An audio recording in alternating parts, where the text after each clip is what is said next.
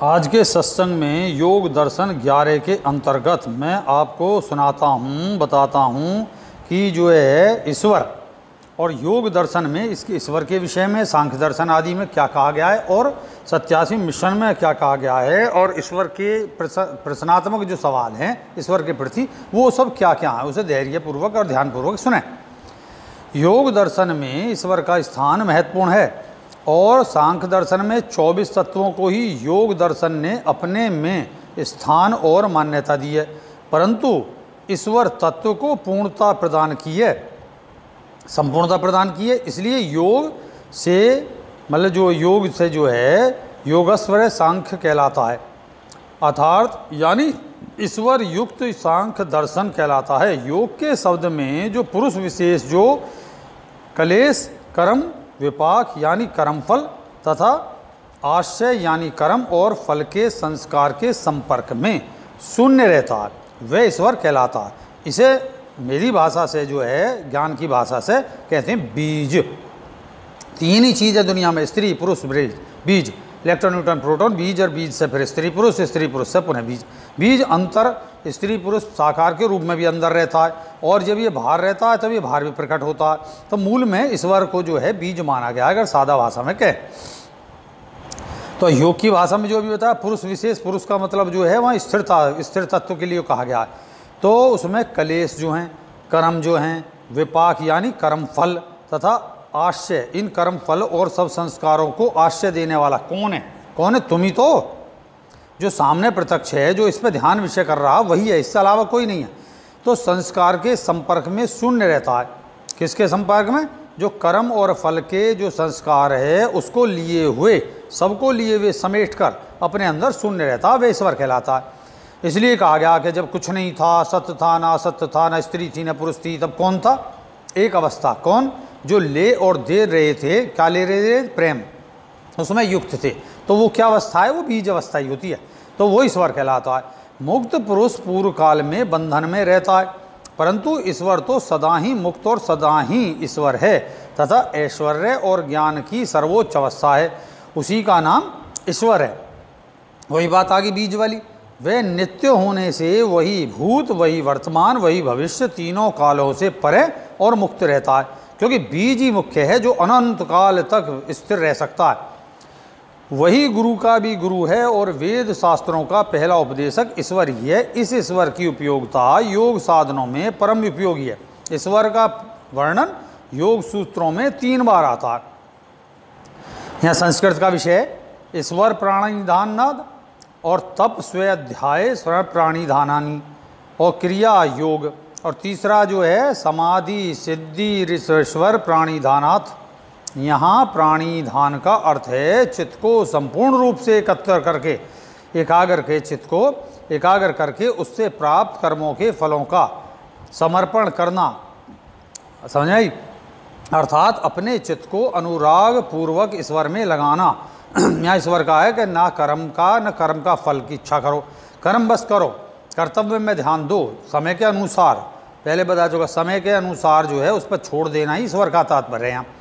और प्रेम पूर्वक समस्त कर्म फलों को ईश्वर को अर्पित करना ही ईश्वर प्राणिधान कहलाता है। इस प्राणिधान से समस्त क्लेश क्षीण हो जाते हैं। जब आप किसी पे अपने पे ना लेने की इच्छा कर रहे हो, ना देने की इच्छा कर रहे हो, बस कर्म पे इच्छा कर रहे हो, कर्म करने का कर्तव्य कर रहे हो, तब आप उनका जो लेना और देना है, जो क्लेश हैं, वे क्षीण हो जाती। तब आप क्या है कि समाधि के अभ्यास और वैराग आदि के द्वारा अति परिश्रम से साध्य और सिद्ध होती है। कौन? समाधि। वही ईश्वरीय ध्यान यानी सभी कुछ कर्म और फल दोनों को ईश्वर में अर्पित करने के भाव से शीघ्र सिद्ध हो जाती है, क्योंकि तुम जो है उसमें अवरोध नहीं दे रहे कि मैं कुछ प्राप्त कर रहा हूँ, मैं कुछ प्राप्त करूँगा, मुझे कब प्राप्त होगा आदि जो भाव हैं, इनसे आप हट गए। इसे हटाने का नाम ही ईश्वर पर समर्पित करना है। जब ये आपके अंदर से हट जाएगा तो फिर कर्म शेष रह जाएगा और कर्म का परिणाम बहुत जल्दी प्रकट हो जाता है। बहुत सीधा सा बात है। ये है सीधी सी एक सरल विधि। कहीं समाधि की सिद्धि का एक सरल एकमात्र उपाय है ईश्वर प्राणिधान। और ईश्वर प्रसन्न होकर शीघ्र सभी कलेशों को काटकर समाधि प्रदान कर देती। फिर इसका अर्थ ये, क्योंकि जब आप क्रिया और प्रतिक्रिया में नहीं होगे तो यहाँ जो ईश्वर रूपी आपने जो एक वो उस पर समर्पित भाव छोड़ा है, तो वो आपको वो कर्म के प्रति केवल जागरूक होकर कार्य करना, उसमें इच्छा नहीं करनी और ना अनिच्छा करनी। तब आप जो उस अवस्था में क्या होगा कि वो स्वयं भी कर्म जो है, कर्म का फल तो अभी मैं बता चुका कि उसमें आपको जो तुरंत उपलब्ध हो जाएगा। तो इसे कहा गया कि ईश्वर प्रसन्न होकर वो जो क्रिया प्रतिक्रिया है, उस जैसे ही उसके प्रति आपका जो अपेक्षा भाव होगा, मतलब अपेक्षा और उपेक्षा से परे साक्षी भाव होगा, तो वो स्वयं वो योग जो अवस्था है वो आपको समाधि प्रदान कर देगी, क्योंकि अब कोई अवरोध नहीं रह गया है। इन सब से बढ़कर योग में ईश्वर की एक विशिष्ट उपयोगिता और स्थान भी है, क्या, जो कि ये मान्यता पर आधारित है कि ईश्वर ही पूर्व काल में होने वाले गुरुओं का भी गुरु माना है। यूँ उसी ने ये तारक ज्ञान दिया है, यूँ वही साक्षात ईश्वर है। और सांख्य दर्शन में पुरुष मुक्त पुरुष की परंपराओं को ही इस ज्ञान का प्रथम उपदेशक माना है, और योग इन सब प्राचीन मुक्त पुरुषों में के भी गुरु रूप को ईश्वर माना गया है। कहाँ, योग में इन सब प्राचीन मुक्त पुरुषों के भी गुरु रूप को, मतलब मुक्त पुरुष जो हैं उनके भी जो गुरु रूप को ईश्वर माना गया, क्योंकि ईश्वर जो है पहले कहा गया न क्रिया है न प्रतिक्रिया है। ऐसी ज्ञान जो है वो ईश्वर है एक तरह से। हम जितने भी मुक्त पुरुष हैं उन्हें जो अंतिम अवस्था प्राप्त होती है, मुक्तत्व जो प्राप्त होती है, वहाँ न क्रिया प्रतिक्रिया नहीं है ज्ञान की, तो वहाँ निखालस ज्ञान है, तो वो क्या है, उसी को ईश्वर करा गया।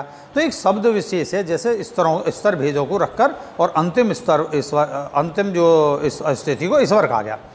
यूँ ये तारक ज्ञान देने के कारण योग में ईश्वर को प्रथम स्थान दिया है।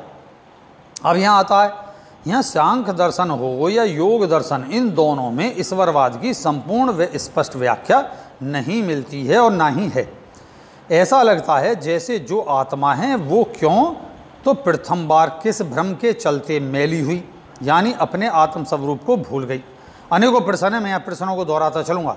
और क्यों उस मैली, ये जब मैं ध्यान करता था और जब मैंने अपने आत्म स्थिति को प्राप्त करा, तब ये सब प्रश्न आए, उनको मैंने जो है यहाँ वर्णित करा है सब पढ़ने के बाद, कि क्यों तो सबसे पहले भ्रम की में चलते मैली यानी अपने आत्म स्वरूप को भूल गई, और क्यों उस मैल यानी आत्म भ्रम को दूर करके अपने पुनः पूर्व स्वरूप में आती है, और क्यों ये भोगवादी दर्शन की उत्पत्ति किसने की और कैसे हुई।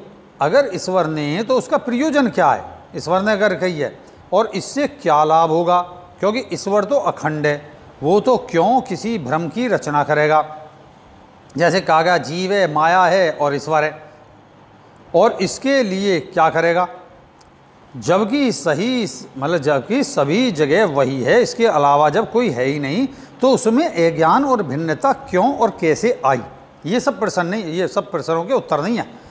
क्या ईश्वर जीव माया अलग अलग हैं और इनका उत्पत्ति कारक कौन है, समझे, और ये परस्पर किस प्रयोजन से ऐसे दुख और सुख को निर्माण करती और पाती, ये सब इन दुख सुख से परे हैं, तो कौन है जो इन सब का अनुभव करता है। देखिए, तो जब सभी अवस्थाओं में ईश्वर ही है तो सारी अवस्थाएं अपने में पूर्ण हुई, और तब समस्या क्या है, क्यों हुई, क्यों है और किसको है, ये प्रश्न है। ईश्वर या कोई, मतलब ईश्वर हो या कोई और हो, वो दोनों मतलब वो कौन है और वो कोई कौन है।